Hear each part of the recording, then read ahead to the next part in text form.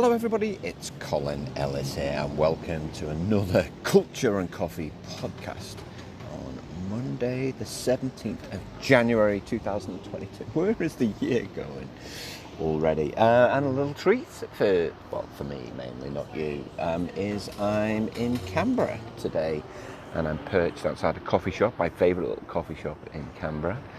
Which is on the street, so you're going to get all of the sounds. You get people making coffee in the background. There's a guy blowing trash over there. We're near a bus station, so you get some public service announcement. Please keep a mask on at all times. That's like the standard public service announcement at the minute, isn't it? Just to remind you to never show your face in public. So yeah, how you going? How was your weekend? My sports team sacked its manager today, which is cause for great celebration, which kind of goes against me rooting for everybody this year. You know, I really want the best for everybody, but this guy just really wasn't doing it for the sports team. So there's a bit of self-reflection I need to do on that over the next day or two and wonder what's next for my sports team, which invariably affects my attitude, unfortunately, the way that it does. I also watched England get absolutely demolished in cricket, which also affects my attitude. So I'm really looking forward to work this week, which is great, starting with this podcast. So in Canberra, I'm on the corner of Bundes Street and Mort Street, so I've done a fair bit of work in Canberra. I'll give you a history of Canberra in a second. But I think if you like coffee, if you like wine, if you're a foodie, you tend to have your favourite places. And one of the things when I'm travelling, and it doesn't matter where I am, I'll always look, and I'll do a lot of research on where's the best coffee, where's the best whiskey, all of these kinds of things. Actually, I was in Las Vegas a few years ago now. It seems like a dream now that I was ever there. And, I did a lot of research on whiskey bars. And, of course, there's lots of whiskey bars inside casinos. But I found this place right in the north of the city, kind of in old Las Vegas. And it's in, like, this almost like container park, like containers with shops and stuff. And one of them's a whiskey bar. And so that's a go-to place now. But here in Canberra, my go-to place is a place called Tonic Espresso. And it's right opposite, actually, a client who I worked with for about a year on the culture. I had a great time working with them. But it was so handy having your favourite coffee shop right opposite where your client works. So this week's coffee is a Ilusion from Nicaragua. So lots of Central America. I feel like I'm drinking lots of Central American coffee recently, where my preference would normally be Ethiopia and Kenya. I just feel on the podcast recently we've had a lot of Central American stuff, which, I read The Old Patagonian Express by Paul Theroux at the end of last year. So I'm really feeling that entire culture. So it's got notes of ripe peach, yellow nectarine, white florals, and white grape. I had to bully the guy into giving me the batch, because they do batch brew here. So if you remember, for those of you who listened to the previous podcast, the batch brew, it's just like the filter coffee, but they brew it in batches, essentially, and they keep it in vacuum-sealed containers. And I was like, what batch brew is it? And he was like, oh, it's this one. It's like, can I have the bag, please, so I can read it? So yes, it's got ripe peach, yellow nectarine, white florals, and white grapes. So it's very much a stone fruit kind of coffee. Just give me a second. Oh, that is really... I'm definitely getting the white florals and the grape. Oh, that is really good. So it's roasted by Ona, O-N-A, Ona, or it might be Onya Coffee Roasters, who are based here in Canberra. Now, quick interesting point about Onya Coffee. I'm going to call them Onya Coffee, it feels right. Onya Coffee it's founded by former Olympic handball player Sasa Sestic in his garage here in Canberra. So he just decided he wanted to change, and that's what he did. Sasa Sestic is from Serbia, and Serbian sports people have been in the news here in Australia, you may have noticed, but thankfully nothing controversial about Sasa, and he's still here. So let me tell you a little bit about Canberra because in this week's podcast I want to talk about what employers are looking for in 2022. So Canberra, interesting place, and I really like Canberra. All the Australian cities I like for different reasons. kind of Sydney's got a bit of the glitz going on. It feels a bit, for someone from the northwest of England, it feels a bit London, I have to say. Sydney with its harbour and with its opera house. Melbourne is obviously home, and I love, because I don't know, there are parts of it that just feel a bit gritty, a bit rough around the edges. I don't mean it's unsafe, I don't mean that. But it's got a thriving arts and sports scene, which very much reminds me of the kind of northwest of England. It's really friendly. Not that Sydney's unfriendly, but it's really friendly. Brisbane is completely different. It's a city like no other that I'd visited. I remember the first time I was going there, I walked off the plane, it was like 1,000,000 degrees when I stepped off. It was really humid. But there's a casualness to the city. It's still serious in what it does, but it just feels very easygoing. Whereas Canberra's very businesslike. It's a government city.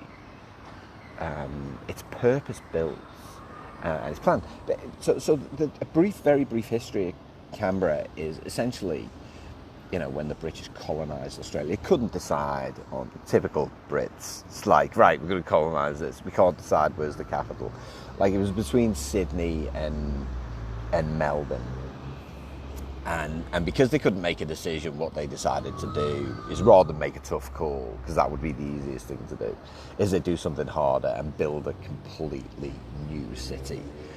So on the area that was chosen is kind of is inhabited by the Ngunnawal people.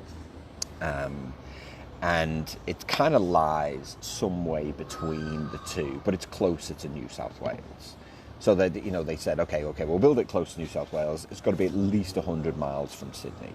That was the kind of compromise that they reached. And then it was an entirely kind of planned city and community. And so it's really interesting. If you've ever read anything about planned cities and planned communities, they're obviously very, very deliberate about the way that they go about them. So if you've ever visited Washington DC similarly is a planned city. New Delhi is a planned city. Brasilia in Brazil. So you've got a few of these kind of global capitals which are planned city. Hemel Hempstead, Milton Keynes in England. All of these planned cities, but Canberra, it's very great. It's very easy to get around. It's influenced by the Garden City movement. We hired scooters, took a bit of a scoot around. I still can't believe I'm saying that as an adult. Auckland's the same, just full of scooters, adults on scooters everywhere. But it's very beautiful. It's lush. It's green. Which is in complete contrast to some of the political nonsense that's going on right now. And the name, interestingly, is claimed to derive from the word Canberra with a K, K-A-M-B-E-R-A, or Canberra, which they say means meeting place in Ngunnawal, although an alternative definition, which I prefer, has been claimed by many local people, including a Ngunnawal elder, who says it actually means woman's breasts, and is the indigenous names for two mountains which surround Canberra, the Black Mountain and Mount Ainslie, which is its highest point, which lie opposite each other.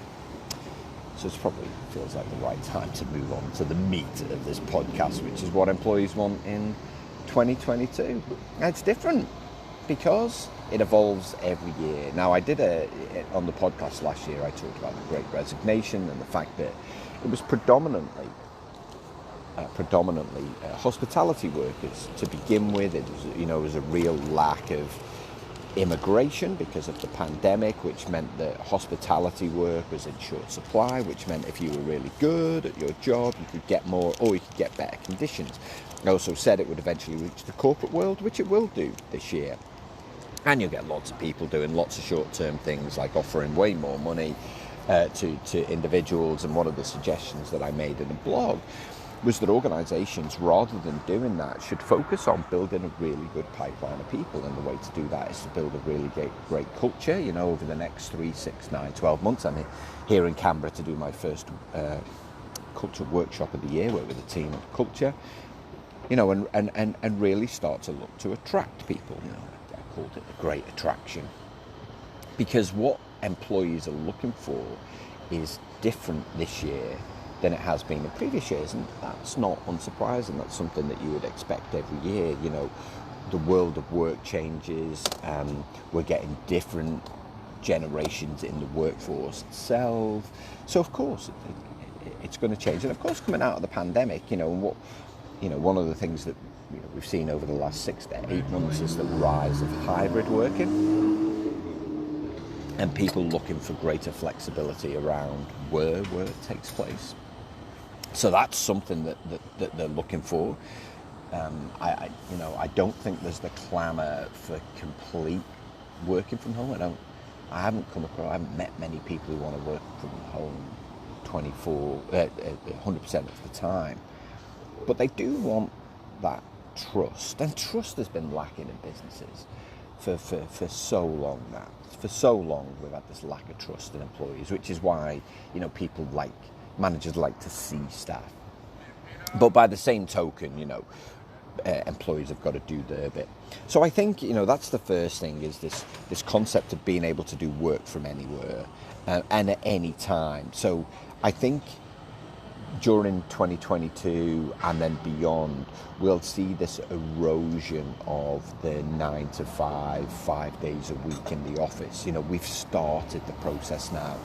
It's going to be gradual. It's not going to be immediate. All these people promising, all these organisations promising hybrid work all of the time. I think they're going to have to dial that back. Interestingly, yesterday, so I was reading an article on the plane here to Canberra. So it's Google spending almost $1 billion to reinvigorate its office space. So it's doubling down on that. And yet, it was only 2 years ago that they were talking about hybrid work and how, they're not going to expect anybody to go in the office. Well, why would you spend $1 billion on your offices if you're not going to expect people to go there? Now, I think what they're doing, and much the same as at Lassie and here in Australia, is that they've doubled down on building an entirely new office, and not even revamping it, building a completely new tower block. Is they want to make workplaces places where kind of productive stuff happens, rather than and the tech companies have always been good at it as well. You imagine working in a government office here in Canberra, and I'm picking on government because I'm in Canberra. Is often just lifeless, soulless, managers in offices with closed doors, like all that really kind of old-fashioned stuff, which they'll argue, it's really needed, we have private conversations, and been arguing that since the Frederick Winslow Taylor days, the engineering days of it's a production line. This is work happens. Great, yeah, but why don't you just trust employees to work where they feel is, the best, such that productive work can happen. So Google are spending money. So I think, certainly from the research that I've been doing and from what I've been seeing working with my own clients, is there's going to be a healthy mix of the two, of working from home and to make sure that that people have got spaces where they can do productive work. The next thing, I think you'll see this movement away from kind of key performance indicators.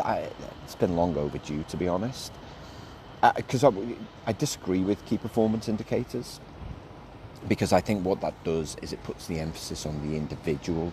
It makes it all about the individual, and it's not about team. In Culture Fix, I wrote about team goals. I wrote about objective key results. OKRs are a much better way of doing things, because what it does is it puts the emphasis on the team to create the goals themselves by which they'll measure themselves. And so what you've got then is this real focus on team outputs. So not on the inputs, but very much on the outputs of work. What will be achieved? When will it be achieved? And the agile movement was kind of really built out of a lack of trust that managers had in employees, and employees were like, actually, what we're going to do is we're going to create kind of cultures where we're going to incrementally improve product, rather than focus on these kind of big bang approaches. And agile feels ages ago now, like 3 years ago, this rise of the agile movement. And hopefully more and more organisations will move towards those kind of models for appropriate work, not for everything. The next thing, I personally, and I'm encouraging this on the podcast, I think employees need to take more control of their destiny, which sounds like a ridiculous thing to say because you were always in control of it. But I think what happens is people join organisations and then they expect to get promoted through the ranks based on years of service and good work, and it doesn't always happen in that way. And so I think, and we're seeing this, certainly we're seeing this with our own children who are, kind of 15 and 14, is they have plans, they have motivations, but they're not going to be prepared to wait around. Our daughter especially is, already at 14 is very, very ambitious. She's not going to sit in an organisation for 3 years and watch people pass her by, if she's doing all of the things. And so I think what we've done in the past, and it's something I used to do, I was no different as an employee, is I used to look to my company to develop me, rather than me actually investing the time and effort outside work. And actually, I would say my career changed when I decided to invest my own time and effort and give up, kind of weekdays and weekends doing my own study. And I don't necessarily mean a university course, although that's what you could do. I just mean kind of small things that could make a real difference. I've written about in the past how when we first arrived in Wellington in 2007-8, I literally didn't know a single person. And so I went to networking events to meet people, but also to find out what other people were doing in the world of work. And that's become slightly harder over the last few years, of course it has, because we're not able to go and meet people, although, I've spoken at lots of virtual conferences where that opportunity has arisen. And so I think, I think we'll see more and more employees who take it upon themselves to develop themselves. And that will push them then to think about, well, is this the right place for me to develop my skills? Which leads me to the next thing, which I think organisations will start to take culture way more seriously this year. I think you'll start to see that. Now, I've been talking about it for 4 or 5 years. Other people in my field have been doing likewise, some for even longer, about the fact that culture is the difference between success and failure. And it absolutely is. You guys listening to this, it is. You've heard me say it before. You feel it yourself. You know that when you've been the most successful you can be, it's when you're surrounded by people who want the same things as you, when you feel trusted and empowered to do your work, when you exist within when you're working within a culture that's got your best interests at heart, that's looking after your health and well-being. Like all of these things. Towards the tail end of last year, I was so busy. Oh my God, I used the busy word. It's way too early. I had so much work on, and this year already, I've got so much work on, which is great because I think organisations are like, you know what? We're starting to see that the way to retain great people is to build something that they not only want to join but want to stick around and stay with. And so I think more and more organisations will stop taking the quick fix routes. And listen, we'll get some kind of quick fix this year, we will.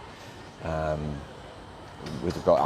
think we're at the tail. Everything that I read from the experts, not opinion, is that we're at the tail end of the virus. Now, it certainly doesn't feel like it felt a year ago, which is good. Although there's still people dying, which is unfortunate.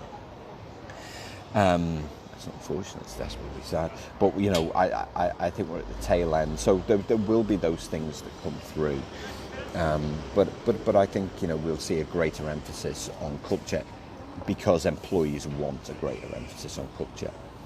They do. I think there's going to be more pressure brought to bear on senior managers. I wrote about this in my blog last week, is employees are not prepared to accept any more harassing, bullying behaviour. They're not prepared to tolerate anymore these corporate cultures, these toxic cultures. They're not even prepared to tolerate anymore, and you might be one of them, kind of stagnant cultures where nothing happens. Like, I was at my unhappiest, I would say. Not when I was, I worked for one organisation where the manager was a bit of a bully. That wasn't my most unhappy. My most unhappy was when I had nothing to do. I was so bored and devoid and of energy. It was a nightmare. So I think employees will put the emphasis on that. They want a voice. They want to be involved. My last culture workshop that I ran last year was 130 people, and someone came up to me in one of the breaks, and she was like, "This is game changing." She said, "This is game changing for me." She's like, "Not only are we doing something that we've never done before," she's like, "but I'm involved in it." She said, "Too often in the past we would do these kinds of things and it would be the top 30 people." She said, "But we're involved in everyone, and that's a game changer." She said, "I feel like that this is something that I want to be part of," which I thought was fine. I mean, fair play to the leadership team for doing something different, right? And I think that's what we need. I think employees want to leverage technology more, but they want it to be done in a way where they don't feel overwhelmed by it.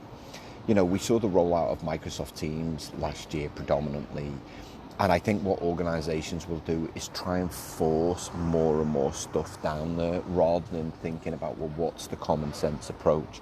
What's the balance here between face-to-face discussion? So many things were video call last year that didn't need to be. So many things.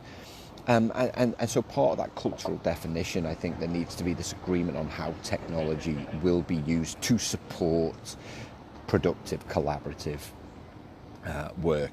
And I think, you know, as part of that, what employees want is just more time to do stuff. More time. I think literally every organisation I've worked with, when I speak with employees, you know, when I'm working here in Canberra this week, it'll be no different. The key things that people want is fewer meetings, fewer emails, and just more time to actually get stuff done. Now, don't get me wrong, everyone's part of that and everyone's part of the problem when it comes to meetings and emails. But leaders have got to show them that this never-ending back-to-back nonsense has to end. Right? If you want productivity, if you want results, if you want efficiency, then you need to give people time. I think what employees want, you know, is largely driven by the need for more time. Because once you have more time, then it's easier to develop yourself. Once you have more time, it's easier to put effort into cultural evolution. When you've got more time, you can focus on the things that matter. And you can challenge some of the bureaucracy that you have in place that's held you back for years. When you have more time, you can think about how to use technology in the right way. And so, you know, when I think about what employees want this year, particularly office-based employees, and it's largely my audience, I think time is key. Having more time to do productive work leads to happiness, leads to greater productivity, and from that you build cultures worth joining. All right, that's your podcast live from Canberra today. I hope you have a great week ahead and look forward to speaking to you soon. Ta-ra for now.